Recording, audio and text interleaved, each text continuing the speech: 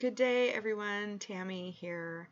Today's law of spirit is the law of projection, which is chapter 6 in the book study that we're doing, A Little Light on Spiritual Law. On earth, aspects of ourself are reflected back to us.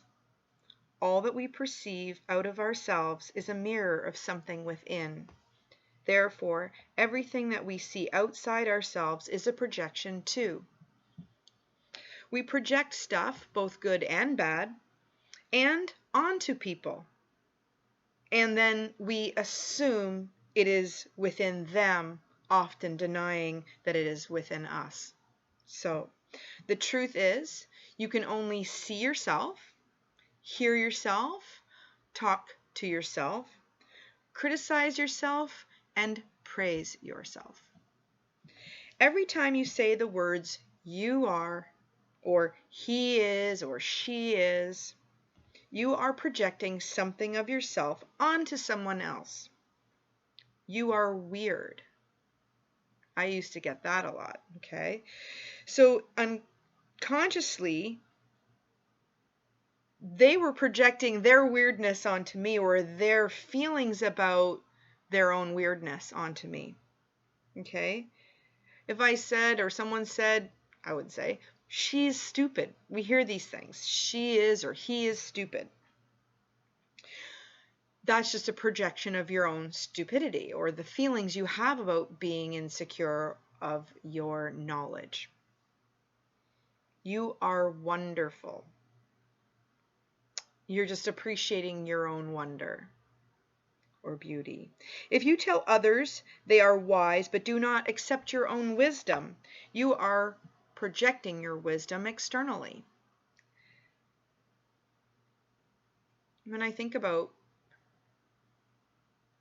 receiving or acknowledging the self of these qualities that we don't believe we have, it does not do us good for the self. Okay? When we assume that someone else feels as we do, that's also a projection. You must feel awful about that, or you must feel so delighted. Okay? These are still both projections. Putting your feelings onto the other person, because they might feel different. What about this in a negative? No one likes rice pudding. Nobody does that. Of course they like this or that. That is a projection. You have no sense of humor. Okay? Just because someone doesn't see things the same way you do doesn't mean they're not doesn't mean that they're the same as you, okay? So it is more comfortable to imagine that someone else has the qualities we wish to deny within ourselves. Makes sense, right? If you bury your hostility, but express it as passive anger, you will project hostility onto those around you. And will imagine people are aggressive, okay, whether they are or not. You will selectively imagine angry or threatening attitudes where none are intended or expressed. Basically, those who project their hatred think everyone is out to get them. So there's always a grain of truth in a projection, and it's important to start to look at that. We also project our insecurities and sexuality onto others. A person who is paranoid about the morality of others is projecting their own underlying immorality. So there's a boss that perceives that his employees are cheating him or stealing from him, okay? This is him projecting his own inner cheater, and not just that, he'll also attract people that do that because he believes in that. Okay, he believes that that is the case. So then you're looking at the law of attraction. A wife who constantly accuses faithful husband, or so we'll just say a spouse that accuses their other spouse of being unfaithful, their infidelity perspective is a projection of their own lack of faith in the relationship. That's a big one, okay? If you hear someone saying of another, understand that someone without that quality within them wouldn't need to say this about anyone else. We also project our beautiful, gracious, powerful, and brilliant parts onto others. We project our love onto others, kindness, generosity, and goodness. The person who is innately kind will imagine that all people around her are also kind. You know, there's a sense of naivety to that. Okay? And there will be people that will tell you, nope, not all hearts are the same. But it would also, a generous person would also possibly, you'd have to understand that you are projecting to know whether or not you have an expectation.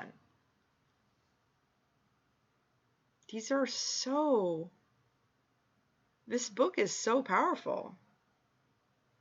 When a couple is in love, each is projecting their inner beauty onto the other, seeing our radiance magnified and reflected in another right across from you.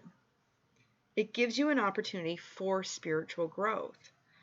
Love is a state of grace and harmony and joy. It's a break from feeling bad about yourself. Generalized projections are very common. Everyone is this. All women are that. Kids are this. Okay? So these, I like to say, the generalized projections, what I got was stereotypes, boxing people into one label. If we translate these projections by saying, I am, or a part of me is, or, I find that I might, ... Just take responsibility for any part that belongs to you. It's just about noticing it. I'm not shaming or guilting you for being, thinking it, oh, I've been wrong all this time. But projecting yourself onto someone else prevents you from taking responsibility for the self. Most people don't even realize that it's like actually within them. And it is a powerful form of denial. Projection can also create a game of ping pong. Think about two people fighting. ... pointing fingers, right? One pointing out, three pointing at.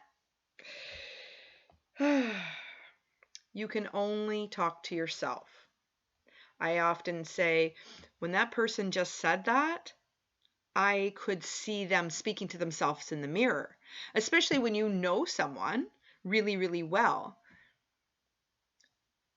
It's about observing. It's because I know, because I studied my own work, my own things, my own thoughts, and my own feelings. The whole study of that has really shown me that everybody is their own vessel. Whatever they say is theirs. It's for them to hear. And just like it said at the very beginning, you can only see yourself, hear yourself, talk to yourself, criticize yourself, and praise yourself. So, when a parent says you're difficult to the child, or, it's like they're projecting themselves onto their offspring, and this can really damage a child. And that child has no concept or understanding of that. It has nothing to do with them, or that has everything to do with the parent. We only realize these things later when we do the healing work, right? We realize, you know what? My mom was She had her own struggles with herself. It had nothing to do with me. This is how we learn to reframe our old wounds so that we can look at them from our new consciousness, the eyes of our new consciousness, to see and to tell our inner child the very thing that they needed to hear back then was that this isn't about you. Just so beautiful. A mother who loves her baby keeps telling them how beautiful and lovely they are. They are positively projecting onto that child with this open heart. And the beauty of that is you light up both people in the process. We want more of that. So currently, with what's happening in the world, 2020, 2021, I've heard the world is a terrible place. Okay, your world might be a terrible place, not in mine. I'm doing me over here. I don't see with those eyes because I tell myself a different narrative. When we take responsibility for our own feelings, it would look more like, I feel uncomfortable when ... Or this is my business to look at it this way. Or I would find that being that would maybe be difficult. Or I feel very sad about that. Not, it must be a terrible situation. We don't know. That person, okay, so recently I had a conversation with a family member, and I was sharing with them a story and I'd say it would be about 35 years ago, and how, because I've healed that woundedness, I see that story with such different eyes. To me, it's a story now. It's not like a wound. So wasn't even said in victimhood, but he received it as a victim. I'm really sorry that you went through that. And I'm like, no, I see it that how I grew through that. It's a beautiful story now. Most people can't perceive that because they're perceiving it from their own woundedness. So even highly experienced and objective professionals of every kind see situations through colored lenses. It's almost inevitable because we have a human consciousness. When we are 100% detached and able to observe from a totally objective position, seeing clearly into a person or situation. And we do that by cutting the projections out of our lives. So your life is what you experience. Other people experience life very differently. And I say right now, there are 7.7 million people on the planet who are having a whole different experience with what is going on right now on the planet. Very cool. So in closing, reading what it says, watch your projections and work on yourself. Understand that this law offers you opportunities for personal and spiritual growth. You do not know how anyone feels or is. Everything you see in another is a projection of an aspect of yourself. Namaste.